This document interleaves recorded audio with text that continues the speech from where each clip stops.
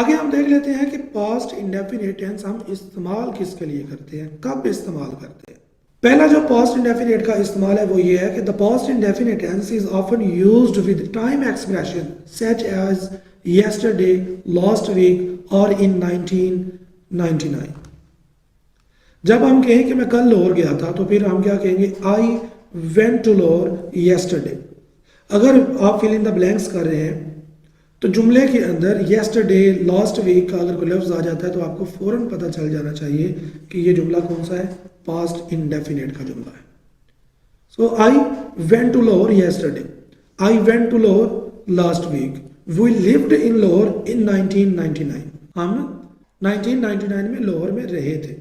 मैं पिछले हफ्ते लाहौर गया था या मैं कल लाहौर गया था। ये जितने भी अल्फाज हैं ये पास्ट इंडेफिनिट टेंस के अंदर इस्तेमाल होते हैं। जैसे हमारे पास नीचे एग्जांपल है, I visited my grandparents yesterday, मैं अपने ग्रैंड पेरेंट्स के पास कल गया था। The action of visiting occurred in the past and has been completed. ऊपर हमने डिस्कस किया कि पास्ट इंडेफिनिट ऐसे काम के लिए इस्तेमाल होगा जो कि माजी में हो और वो कंप्लीटेड भी हो चुका हो। I visited my grand parents yesterday, यानी कि मैं कल अपने ददियाल गया था और मैं अब वापस आ चुका हूँ। ये माजी के अंदर ये कंप्लीट हो चुका है। इसी तरह एग्जांपल नंबर 2 है, she studied for her exams last week. Example number 3, they got married in 1999, कि उनकी शादी 1999 में हुई थी और ये अब एक्शन कंप्लीट हो चुका है। पास्ट इंडेफिनिट टेंस का दूसरा इस्तेमाल, in addition to describing past events, the past indefinite tense can also be used to describe past habits or routines।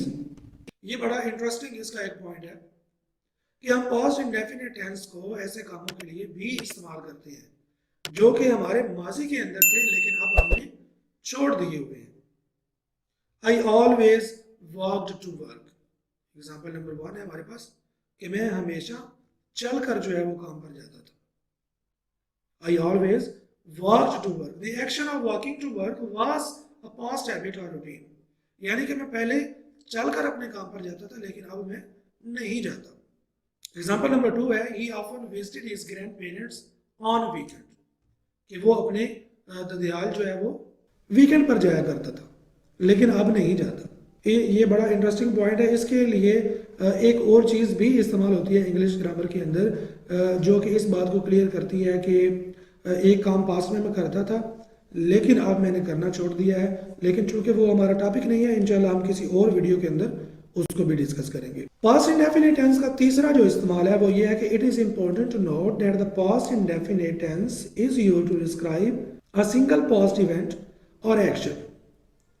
ऐसा काम जो कि माजी के अंदर हुआ है और एक ही काम है उसके लिए हम क्या करते हैं, पास्ट इंडेफिनिट का टेंस इस्तेमाल करते हैं। If you want to describe an ongoing action that took place in the past you will use the past continuous tense. Example के साथ हम इसको समझते हैं। I was walking to the store when I saw a cat, the action of walking was ongoing when the speaker saw the cat. I was walking to the store, मैं जब store जा रहा था तो मैंने क्या किया, I saw a cat. When I saw a cat, जब मैंने बिल्ली को देखा तो मैं स्टोर जा रहा था। अब यहाँ पर देखें कि एक जो सेंटेंस है, एक जो अमल है, एक वर्ब जो है वो हमारी कंप्लीट हुई कब हुई, जब मैं उसके साथ माजी के अंदर ही दूसरा काम कर रहा था। जब मैंने बिल्ली को देखा तो मैं स्टोर जा रहा था। इसी तरह एग्जांपल नंबर 2 है, she was studying for her exams when her phone wrong. ये पास्ट के दो टेंसेस को हम एक जुमले के अंदर कैसे इस्तेमाल करते हैं, इनका कम्बिनेशन क्या है, ये भी एक अलग टॉपिक है, हमें ये भी पता होना चाहिए। पास्ट इंडेफिनिट के जो टेंसेस हैं, इसी तरह प्रेजेंट के जो टेंसेस हैं, इनको हम एक ही जुमले के अंदर किस तरह इस्तेमाल करते हैं, इसको हम कंपाउंड सेंटेंस कहते हैं। ठीक है, जिनके अंदर हमारे पास दोनों क्लासेस जो हैं वो इंडिपेंडेंट क्लासेस होती हैं। अब जैसे जैसे मैं चीज़ों को डिस्कस करते जा रहा हूँ उसके साथ साथ एक नया टॉपिक सामने आ रहा है, लेकिन मैं टॉपिक के अंदर से एक दूसरे टॉपिक की तरफ जाऊँगा तो आपको पास्ट इंडेफिनिट का टेंस जो है वो समझने में मुश्किल पेश आएगी, इसलिए हम किसी भी दूसरी चीज़ को इस वीडियो के अंदर डिस्कस नहीं करेंगे। हमारा सिर्फ फोकस कहाँ पे होगा, पास्ट इंडेफिनिट पे। व्हेन आवर फोन रैंग, जब उसके मोबाइल की घंटी बजी तो वो अपने एग्जाम्स की तैयारी कर रही थी। आगे कंक्लूजन पे आ जाते हैं। The past indefinite tense is used to describe a single action और event that occurred in the past and has been completed. ये वही पहली बात है जो हमने डिस्कस की कि ऐसा काम जो पास्ट के अंदर हो और वो कंप्लीट हो चुका हो, उसके लिए हम पास्ट इंडेफिनिट का टेंस इस्तेमाल करते हैं। तो आज का ये हमारा लेसन पास्ट इंडेफिनिट के बारे में यहाँ तक ही था। उम्मीद है आपको इसकी अच्छे से समझ आ गई होगी। लेसन को पसंद किया है तो वीडियो को ज़रूर लाइक कीजिएगा, अपने दोस्तों के साथ भी ज़रूर शेयर कीजिएगा और जाते हुए चैनल को सब्सक्राइब करना मत भूलिएगा। मिलते हैं आपको अगले लेसन के साथ, तब तक के लिए दीजिए इजाज़त। अल्लाह हाफिज़।